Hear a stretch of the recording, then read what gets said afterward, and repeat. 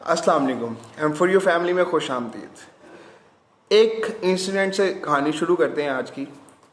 छोटे होते क्लास में बैठे हुए थे और कभी जहन में आ गया कि यार मैंने क्वेश्चन पूछना है, ठीक है। और लेकिन क्वेश्चन पूछने के लिए हाथ ऊपर करने ही वाले थे को उस टाइम कहानी एक शुरू होती है, नई कहानी शुरू होती है। दिमाग में ये आता है कि यार अगर मैंने क्वेश्चन पूछा और मुझ पे सर हंस पड़े तो, बच्चे हंस पड़े तो, मेरी इंसल्ट हो गई तो, और तो वाली कहानी चलती रहती है, ठीक है। और किसी ना किसी तरह से आप अपने आप को कन्विंस कर लेते हैं, तो वाली कहानी जीतती है और आप हाथ नहीं उठाते, ठीक है। लेकिन कहानी का ट्विस्ट आता है इसके बाद। कुछ ही देर बाद एक और लड़का या एक लड़की हाथ ऊपर करते हैं और सवाल पूछते हैं। जैसे ही वो सवाल पूछते हैं और वो सेम सवाल होता है जो आपके जहन में आ रहा होता है, लेकिन हैरानगी ये होती है कि ना कोई उस पर हंसता है, ना टीचर उसका मजाक उड़ाते हैं, बल्कि इसके बरक्स उसको अक्सर तो दाद दे दी जाती थी और अक्सर उसके सवाल का जो जवाब है वो दे दिया जाता था। सवाल का जवाब तो हमेशा दे दिया जाता था, लेकिन कई दफ़ा दाद भी मिल जाती थी। और उसके बाद आप कुड़ते रहते थे कि यार मैंने क्यों क्वेश्चन नहीं पूछा। सो ये सब चीज़ें कहाँ से आई? ये सब चीज़ें आती हैं जी ओवर थिंकिंग से। और आज की इस वीडियो में हम ओवर थिंकिंग के बारे में ही बात करने जा रहे हैं। चाइनीज़ मशहूर कहावत है कि अगर आप किसी इंसान को एक मछली देते हैं तो आप उसे उस दिन का खाना देते हैं, लेकिन अगर आप किसी इंसान को मछली पकड़ने का तरीका बता देते हैं तो आप उसको जो है ज़िंदगी में खाना लेने का तरीका बता देते हैं। सो आज की इस वीडियो में मैं आपको इस ओवर थिंकिंग के जिन को अपने हक में इस्तेमाल करने का तरीका बताऊंगा। मसलन ओवर थिंकिंग का जिन तो हम सब के साथ अटैच होते हैं और हम सबको ये बीमारी तो बहुत ज़्यादा होती है ओवर थिंक करने की। हम चीज़ों को मुख्तलिफ फ़राए से, मुख्तलिफ एंगल से और कई दफ़ा फ़िलासफ़ी मारते हुए और कई दफ़ा कुछ एफिशिएंसी मारते हुए बहुत एक्स्ट्रा ले जाते हैं और बहुत एक्स्ट्रा लेवल पे लेके जाके हम अक्सर अपना नुकसान ही कर बैठते हैं। लेकिन क्वेश्चन ये है कि क्या ओवर थिंकिंग आपको फ़ायदा दे सकती है या नहीं दे सकती। तो सबसे पहले तो इस चीज़ को समझिए कि ओवर थिंकिंग की जो डेफिनेशन मिलती है वो ये है कि किसी भी नॉर्मल चीज़ से, नॉर्मल सोच से ज़्यादा ऊपर जाकर सोचना, उसको ओवर थिंकिंग कहते हैं। मतलब नॉर्मल थिंकिंग से ज़्यादा बियॉन्ड जाना। तो ये कोई डिफाइन कर सकता है कि मेरे जहन की नॉर्मल थिंकिंग की पावर कितनी है या आपके जहन की कितनी है या किसी XYZ के जहन की कितनी है, ये कोई डिफाइन नहीं कर सकता।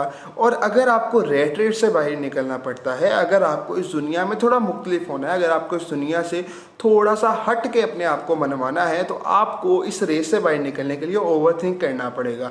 इसकी सबसे कॉमन एग्जांपल मैं ये देता हूँ कि अगर थॉमस एडिसन हमारे जितना सोचता होता तो पहली दफ़ा बल्ब नहीं था ना बना तो बल्ब को मारता गोली और किसी और तरफ चले जाता। और अगर डॉक्टर अब्दुल कदीर खान भी हमारे जितने ही सोचते होते तो पाकिस्तान एटमी कुव्वत तो गारंटी से नहीं होता, ठीक है। सो आपको कहीं ना कहीं तो ओवर थिंक करना पड़ता ही है। और अगर ओवर थिंकिंग को आप अपने बेनिफिट में यूज़ करना शुरू कर दें तो यार कितनी ही अच्छी बात हो जाएगी। आप तो हैरान हो रहे होंगे कि नहीं ओवर थिंकिंग हमारे बेनिफिट में, नहीं यार नहीं। और सब्र करो यार, भाई बताएगा, भाई बैठा हुआ है तो बताने के लिए बैठा हुआ है ना। तो सबसे पहली चीज़ तो अगर ओवर थिंकिंग आप कर रहे हैं ना, तो ये देखें ओवर थिंकिंग कर किस चीज़ पे रहे हैं। स्टीफन कवे अपनी किताब में कहते हैं कि अगर आपकी जो लेडर है ना वो आपके गोल वाली दीवार से किसी और तरफ लगी हो तो आपका उठने वाला हर कदम आपको आपकी मंजिल से दूर करता जाता है। लेकिन इसी का एक ड्रॉबैक भी, मतलब इसी का एक ड्रॉप सीन भी है। और लेकिन इसी की एक अच्छी बात भी, अगर आप उस लेडर को उठाकर, उस सीढ़ी को उठाकर उस राइट दीवार के साथ कर दें, उसका रुख मोड़ दें अपनी सिमत की तरफ, तो आपका हर उठने वाला कदम आपको आपकी मंजिल के करीब करता रहेगा।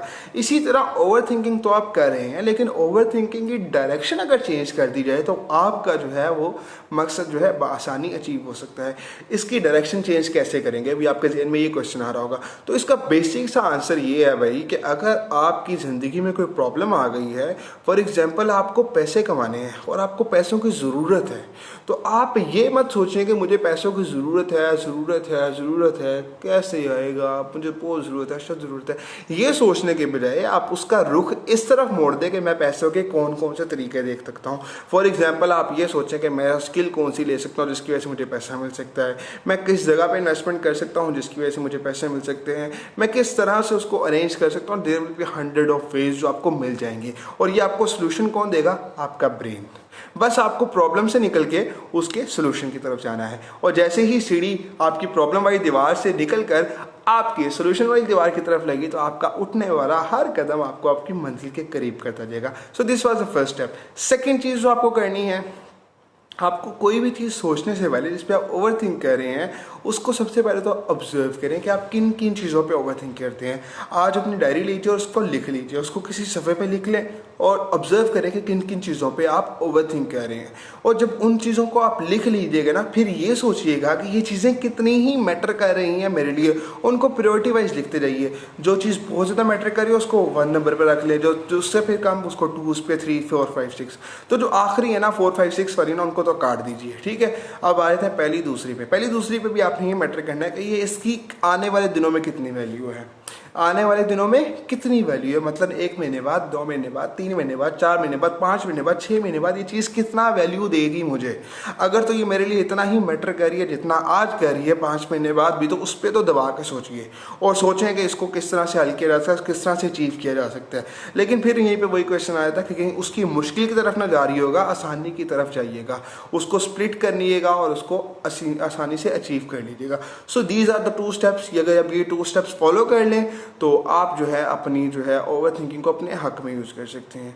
आने वाली वीडियोस में हम बात करेंगे कि ओवर थिंकिंग का नेगेटिव इम्पैक्ट क्या है और नेगेटिव थिंकिंग को ख़त्म कैसे करते हैं। बेसिकली ओवर थिंकिंग का नुकसान नहीं होता, अगर ओवर थिंकिंग आपकी ज़िंदगी में नेगेटिविटी लेके आ रही तो उसका नुकसान होता है। इसकी बात हम आगे वाली वीडियो में करेंगे। तो हमारी फैमिली का हिस्सा बनिए, अगर अभी तक हिस्सा नहीं बने। अगर वीडियो पसंद आई तो वीडियो को लाइक ज़रूर कीजिएगा। मैं मिलूंगा आपसे इंटरेस्टिंग वीडियो में, तब तक के लिए अपना बहुत सारा ख्याल रखिए। अल्लाह ताला आपको दुनिया आगे के तमाम खुश अता फरमाए, आमीन। खुदा ने के बाद।